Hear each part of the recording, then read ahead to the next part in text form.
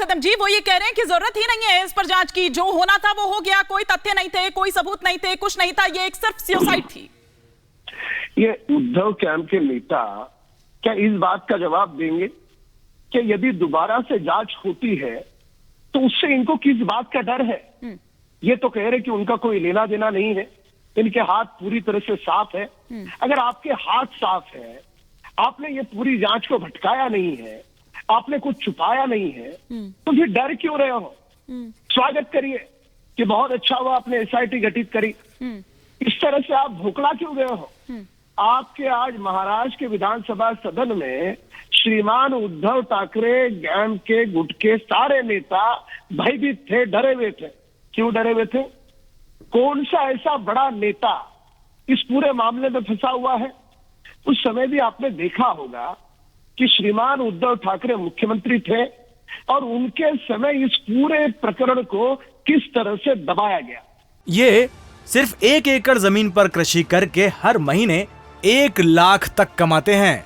इनसे सीखना है तो फ्रीडम ऐप को अभी डाउनलोड कीजिए। 65 दिनों तक मुंबई पुलिस के पास जांच थी। हाँ। क्या कभी आपने इतिहास के पन्नों में देखा है एक राज्य की पुलिस दूसरे राज्य की पुलिस को पूरी तरह से असहयोग दे, उनकी जांच में अड़ंगा बने? सुना है कभी आपने?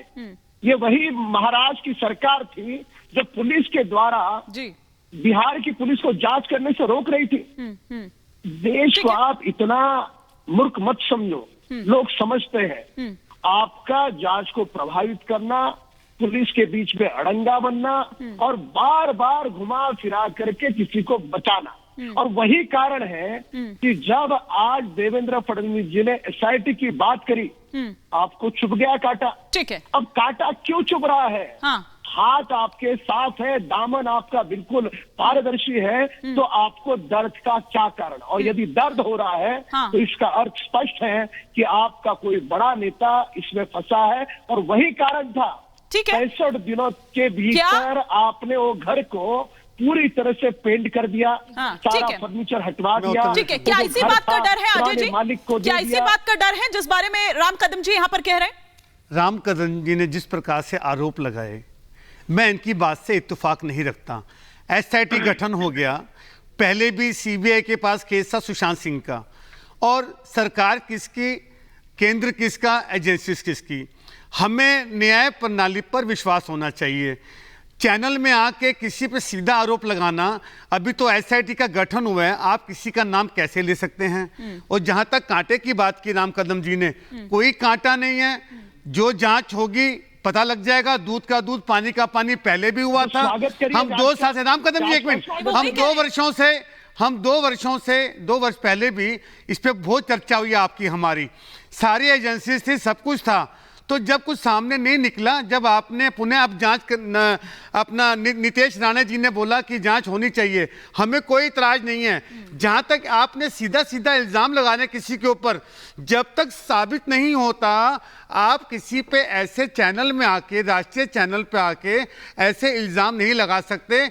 एसआईटी का गठन हो गया, आपने करवा दिया, इसका हम स्वागत करते हैं। लेकिन पहले भी जब सीबीआई सुशांत सिंह केस पे इन्वॉल्व थी, जब कोई हल नहीं निकला, तो आज आपने पुनः जांच की। इस पे राजनीति नहीं होनी चाहिए बस। राम कदम जी, मैं आपसे एक अनुरोध करता हूं इस चैनल के माध्यम से, इस केस में दूध का दूध, पानी का पानी होना चाहिए। तो कोई राजनीति तो मतलब एसआईटी जांच की अगर बात कही गई है, उसका गठन अगर किया गया है, तो मतलब ये स्वागत योग्य कदम है ना। अब लगता है ना कि वो तमाम चीजें जो सच अभी तक छिपा हुआ था, ढका हुआ था, वो अब सामने आ पाएगा इसके जरिए। हिमानी, पहले भी सुशांत सिंह केस में हमने खूब लड़ाई लड़ी, हमारे चैनल में आपके, और सीबीआई इन्वॉल्व थी, सीआईडी, सीबीआई, सारी सरकारी एजेंसीज, केंद्र में भारतीय जनता पार्टी की सरकार है, किसी भी सरकार हो, मैं भारतीय जनता पार्टी का शब्द हटा लेता हूं, सरकार के अधीन एजेंसीज आती हैं, उन्होंने अपना ईमानदारी से काम किया।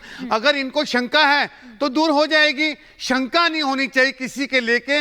आप किसी परिवार का नाम आके कहते हैं कि परिवार, अभी प्रीति बहन ने बोला कि परिवार के सामने बोलोगे तो किसी की हिम्मत नहीं होती, ऐसा नहीं है। ये भारत में लोकतांत्रिक व्यवस्था है, कोई डिक्टेटरशिप नहीं है कि डिक्टेटरशिप होगी राज्य में और किसी को बोलने का अधिकार नहीं है। आपकी बात पर राम कदम जी कुछ रिएक्ट करना चाह रहे हैं, फिर मैं प्रीति पांडे जी का रुख करूंगी। राम कदम जी, आप कुछ कहना चाह रहे हैं? देखिए, यहाँ पर इनकी जो बातें हैं ये समझने जैसी बातें हैं। यदि वो स्वागत कर रहे हैं तो निश्चित तौर पे हम उनकी इस पहल का हम भी स्वागत करेंगे।